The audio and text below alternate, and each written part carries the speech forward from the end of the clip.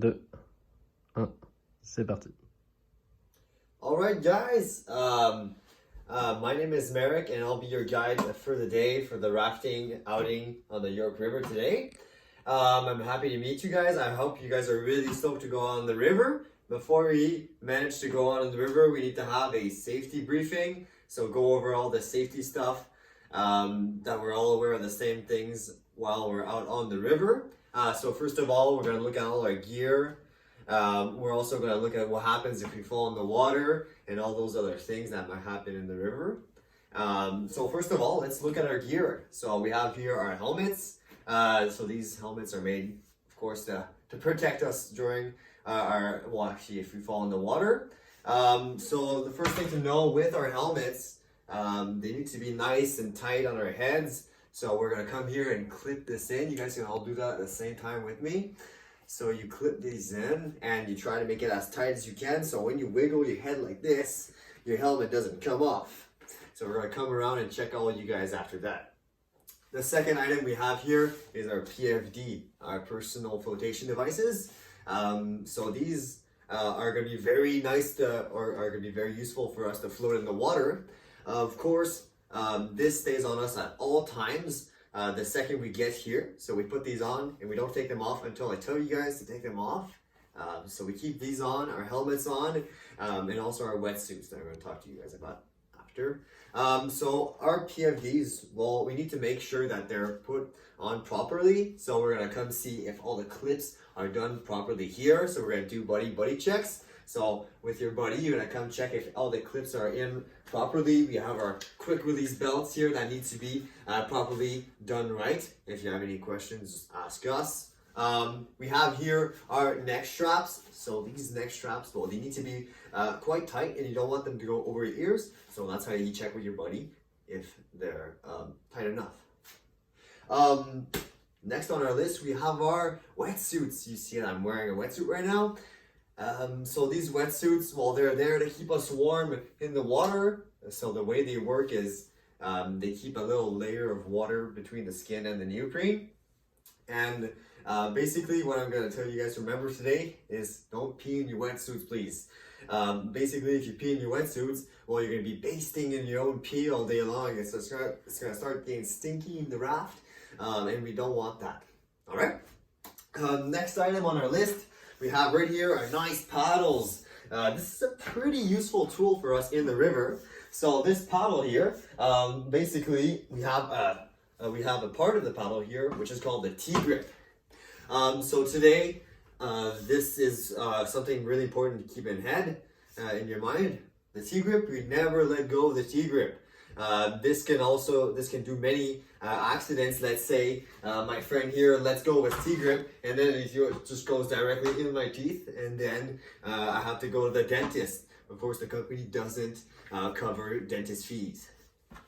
So the paddle here, we'll tell you guys how to use it later in the river. Let's go over what happens if we fall in the water. So basically, sometimes like the raft can get kicked by a wave and the participants might fall in the water. So the first thing to do when you fall in the water, well, you try to grab onto the boat and then you try to hold on to your paddle. So you grab onto the paddle and the boat. If you're a bit too far from the boat, you do an offensive swim. So you're going to be like this in the water and you'll be swimming towards the boat as quickly as possible. If you're a bit too far away, the guide, myself or someone else might break his own rule and take his paddle and hand you the T-grip. So this will be very good for fishing out people and getting them to the boat, and then the participant can grab the deck line. So the way that we're going to be grabbing and bringing back these participants in the boat, so basically this is a torch, this is the water. So I'm going to be grabbing these shoulder straps of the participant. I'm going to be putting my knees on the torch, well actually on the side tube, sorry. And I'm going to be leaning back and pulling him in.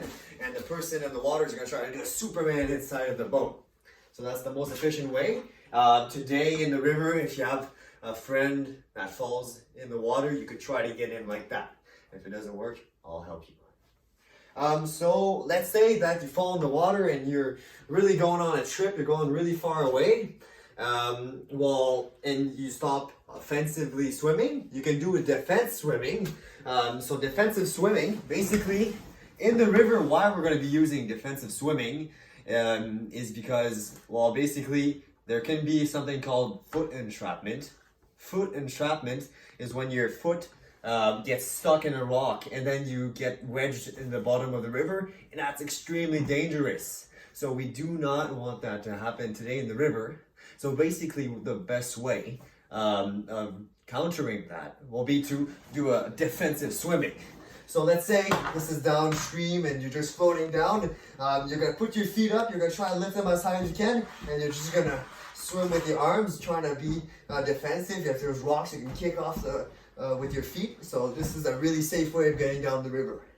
So remember guys, do not stand up in the river.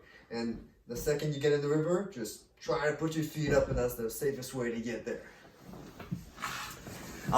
If getting back to my own raft or our own raft is not a solution, something else that might happen is I might tell you either to swim to shore, or maybe a nearby guide might tell you to swim to his boat. So that's also something you can do. So basically just listen to the nearest guide. And another way we might try to get you back in is with a throw bag. I'm going to show you guys what a throw bag is. So basically a throw bag is a bag of rope that I'm going to throw at you in the river, and that's how I'm going to get you back in. I'm going to show you guys what this throw bag is. So imagine this is a participant floating down in the river. What he's going to do, he's going to put his arms in the air like he don't care. And he's going to try to catch the rope with his hands. So I'm going to throw this bag. I'll do the example. Throw! I threw the bag.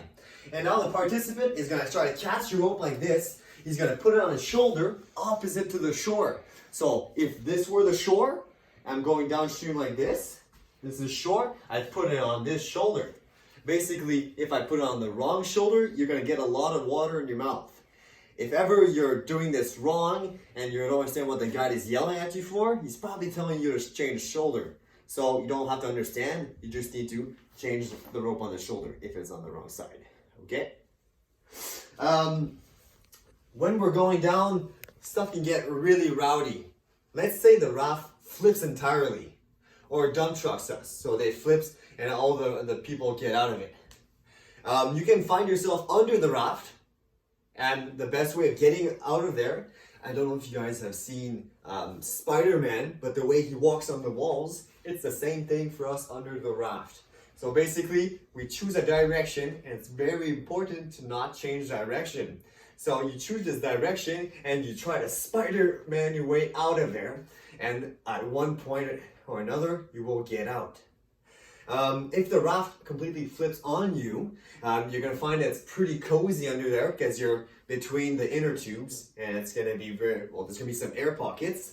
It's a cool place to be, but not for more than 1 second, or else myself as the guide gets really worried because I don't know where you are. So what you're going to do is you're in there 1 second, grab a breath, and then you try to get out with the same technique. You go in the same direction with the Spider-Man walking.